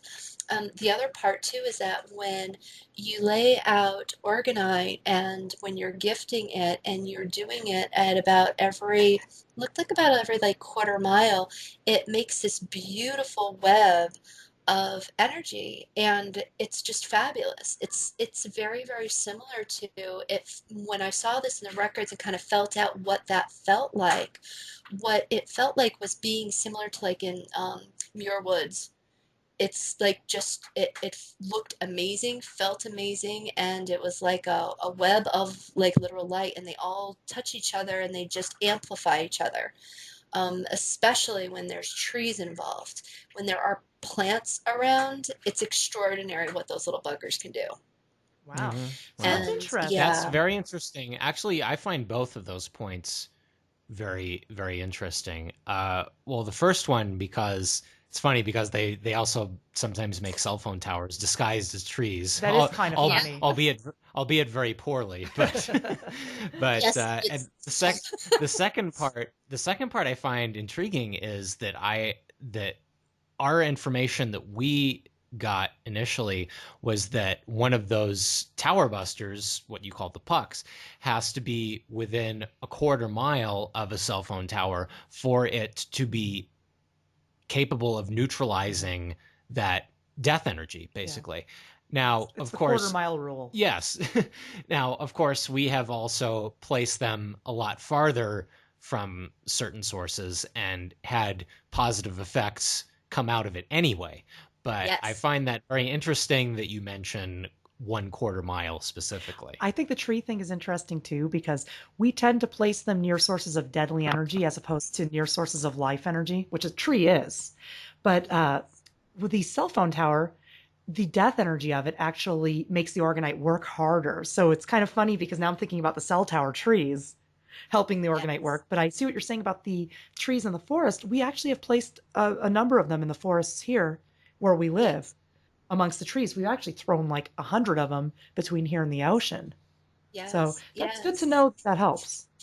Yeah, and what I saw in the Akashic Records about it, which was so interesting, is that it's like it's kind of a combination of a few things. It's organic and inorganic material, but it's really like a bridge between the human realm and plant, mineral, animal, earth realm, like natural species kind of pieces and parts beyond the human, and it's a like a mediator between the two of them. And when you have a couple of them going together, and like just like if you had three of these little, like the little pucks, for instance, the little tower busters, it just spreads, especially when you've got a tree involved. When I saw what the combination was between like putting it near, say, not even like a cell phone tower, just like where there's like a huge conglomerate of wires, like in a street where they have a transformer, and Uh-huh. where the energy was by a tree, the tree was amplifying it about 100 times. It was That's not astounding. like a little thing, and it was like extraordinary how the network just like picked up like instantly. It was Wow. crystal clear. And think about it this way too, is that we're having this conversation and there's a satellite dish somewhere in space that's actually Don't rather mention that simple satellite. Bad luck. for like I'm just kidding. but but there's like there's an object very simple that's allowing some extraordinary information to be passed through. This was not available a long time ago, and trees are like that, but they're just kind of incognito, and they're here to help us. That was like the biggest thing, was that when we work with nature, nature is like the ultimate, and I hesitate using this word, but it's just the word that's coming to me, is like nature's like the ultimate army. It's really extraordinary. It's really extraordinary. So yeah, that's what I learned about just like the gifting aspect, and being able to create some more peace on this planet, because we could use Hmm. a little bit more, I think. Yo, It's not being absolutely. Pollyanna And about it by no means, but yeah. yeah, yeah. Go ahead. I'm And sorry. that's further represented by the fact that the life energy is so much more powerful than the death Yeah. energy. Yeah. That's just it's working in harmony with nature. That's all it Exactly. is. It takes so much effort and energy to go against nature, but so little energy comparatively to restore it. And again, that goes back to a term that we used in hour one and in many other episodes we've done, is geo-restoration. But you cannot go against nature, because when you do, going against nature is a part of nature too. Well, exactly. And it's even so, like with like what we were saying about like our true nature. It's like the when we were talking a little bit about the Akashic records, it's very similar to your mental body. It gets all wrapped up in stories, but it's so limited because it doesn't have access to future knowings. It doesn't have access to, like, say for instance, past lives. It doesn't know your ancestral history. It's like, where am I? It just kind of like takes pieces and makes stories up for you, where the heart is just like this settled peace, and it's connected to this earth, it's connected to the sun, it's infinite. You can do a tremendous amount of work when you're working with your true nature versus with the false nature, the ego. It's Huh. really limited when it gets to that part, and you go round and round and round and round. You can evolve like extremely fast in things, in ways that the brain was like, oh, that's impossible. And that's the perfect cloak, is to have the idea that that's impossible, for the brain to just kind of not see it, and then it just works, and it's like, oh, I always knew that.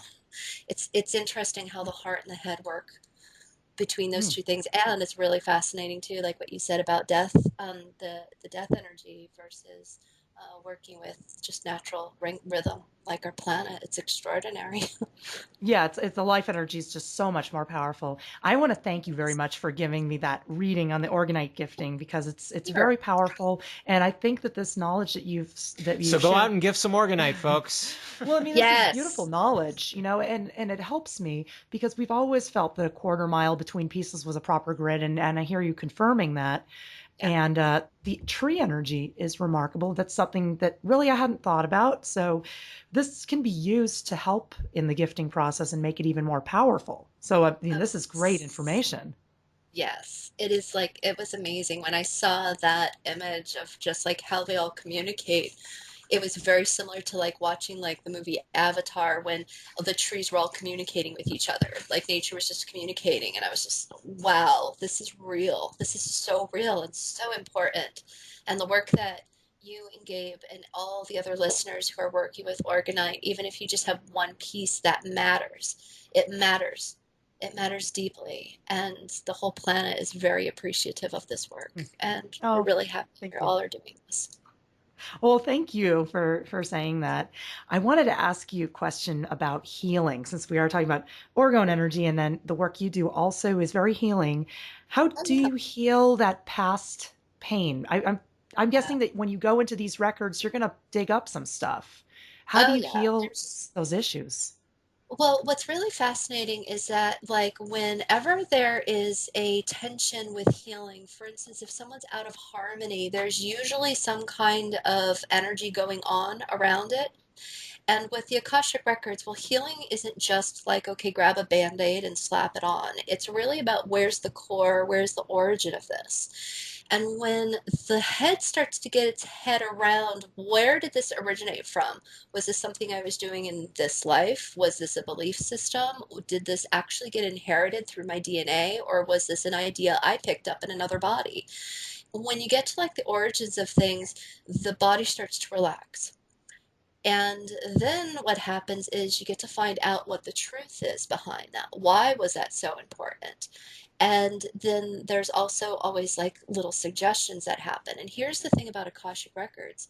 It's not like necessarily like pulling teeth. You can move 1,000 years of really stuck, funky energy in 45 minutes. I've done it in my own body. I've worked with plenty of other people that have worked with it, whether it's their emotional body, mental body, physical body. When it's time to go, it's time to go. And healing happens in perfect sequence. The thing about when someone does not heal is usually because they're still working with something. It's there as a tool, and it's very similar to Dark Night of the Soul. How come I'm so depressed? I've been really dark for a really long time. And it's really like a seeking out of how much more creative can you get. And some people get really creative after they get super bored of playing the same pattern over and over again. Um, and like as far as working, like healing within the Akashic Records, it happens in multiple ways. And I'll give you an example. So one of the things that I personally was working with is in my own life, and that was a relationship with my father. My dad and I did not have a really great relationship. We wouldn't exactly call each other close. Growing up, it was really difficult. And whenever I would do like a workshop or read a book about some kind of thing about forgiveness or whatever, they're like, pick a subject. Who do you want to like work with? And it was always dad, always and forever. I was like, oh my God, this subject will never go away. And one of the parts was that it was really difficult, going home. It was really stressful, and I usually ended up having like sore throats. That's usually what the result was. And when I started working with the Akashic Records, I couldn't even get to that particular place. I couldn't seem to heal that spot, and I was like, well, I thought I could heal something in the Akashic Records. What does that mean exactly? And then I did a very specific process, and it was in the guidance when I was in school with my teacher, and she asked a very unusual question, and she said, pick a subject and go into the records about something that you don't know anything about. And I did. I picked something very, very, very random, and I picked a story about my dad's family, and it was about juicy fruit gum. And there's this weird little story about my dad, and he always got a half a stick of juicy fruit gum from his grandmother. And I went into the records with that story. How come my dad only got a half a stick of juicy fruit? Because he went to um, a reunion, and there was his cousin, and his cousin, he shared that story because he thought he was so special. His cousin's like, well, I got a whole stick. And then the brother he really can't stand got a whole pack. And I took that story into the records, and I didn't have any like pull on it. It wasn't like a need. I have to find out about this. This is like going to break the whole universe if I don't know what happened with that juicy fruit gum. But I asked the records that, and if there was anything inside of me that was connected to it, I could like figure it out.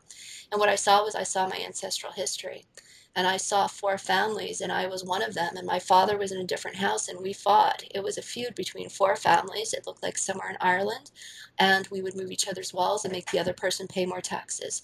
We would cheat on each other. We like killed each other's like animals and sold it for their money. We did all kinds of things, and it was four families that feuded for a very long time. And I actually saw a war that broke out, and we were part of that war in that area of the world very long time ago. And I just felt this amazing amount of like relief that I could see, like, oh, that's why I didn't get along with my dad. He was on the other side of the wall. That's why I don't have a connection with this person. But then I have a connection with that one. It was just like there was this resonance. I could see my family lineage through this. And the interesting thing was, is that was the end of the reading. No big deal, right? Until about 24 hours later, my father called me on the phone. I didn't even know it was him. I didn't recognize his voice. Sadly to say, I didn't know who he was on the phone. That's how often I talked to my dad. And he's like, Michelle, I was sitting here yesterday, and I've been sitting in my recliner, and he's like, I think it's time to bury the hatchet. He's like, I'm really sorry for all the years that I didn't talk to you, and I was unkind to you, and I'd like to start over. And I was just floored. And that led to more. And it is not a perfect family by no means, but we are all talking. And that was massive.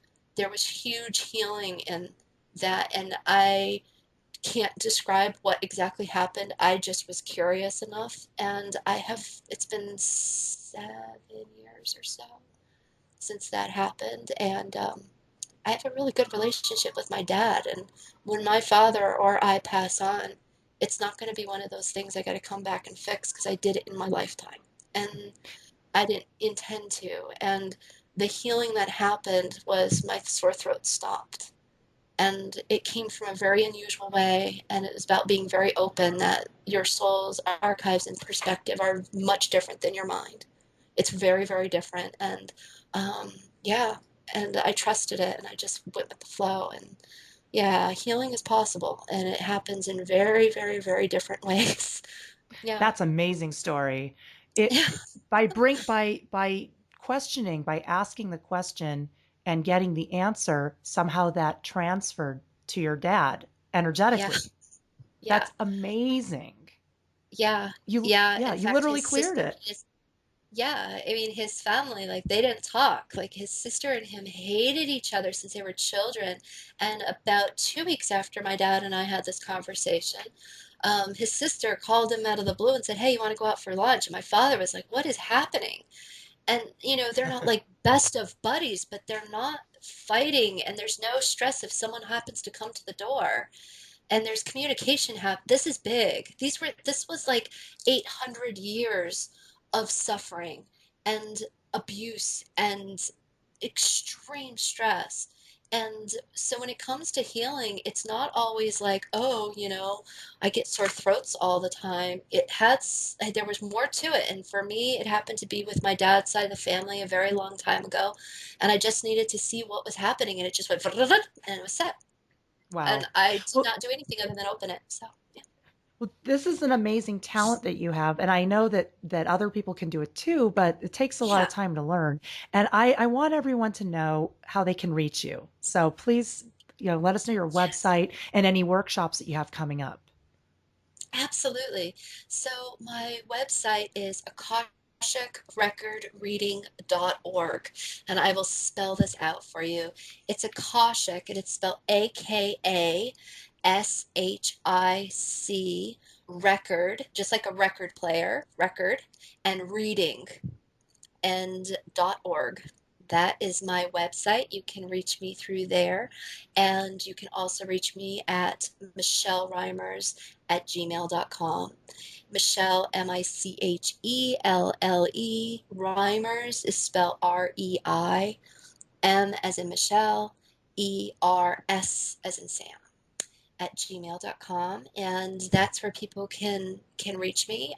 Also too, for any of your audience that is interested in either taking classes I haven't situated them out yet. There'll be a class coming up in the autumn, so I'll be posting that online as soon as that like comes together. But as far as like readings and things, if anyone's like being drawn towards this, no one has a reading until they're ready for it. It's not like it's you don't ever need an Akashic record reading, but when you're ready, it's time, and you just come to this type of work. And if you're interested in that, any one of your audience members, they are welcome to go onto the website akashicrecordreading.org, click on booking online, and you'll see the regular rate prices, and you'll also see follow-up rate prices. The follow-up rate are for any of my clients that are doing a lot of work in the Akashic records, and I give them a 50% discount for 21 days after the last session. If they're doing a lot of work, I like to help them out energetically through the finances. Why not, right? So, any of Yeah. your audience, for any first time readings, don't worry about the regular price rate. I'll give them the 50% off. And Oh, yeah, that's just come. awesome. It's all That's good. It's very, all very good. nice. Well, Michelle, thank you so much for joining us for our second hour on the show. I feel like it went by like it was 30 seconds. I We know. got to have you back on for for the full 2 hour block because this is so deep. Like every subject we get into is such a deep rabbit hole and such an interesting journey. Thank you for coming on with us and discussing the Akashic records. It's been absolutely wonderful having you join us tonight. Thank you, Gabe and Sharon, so much. And I just thank you so much for having this voice on here because if somebody's looking, I'm here. Because I know what that's like and I know how dark it can get. And if you'd like to find some more lights, give me a call. It's all good. And you definitely are very light. It's beautiful being with you and talking with you and learning from you. So thank you so much, Michelle Reimers. You've been listening to The Human Frequency on American Freedom Radio. Please visit our website, thekembo.com, and visit akashicrecordreading.org for Michelle's classes and services. Thank you so much, and we'll see you again next week.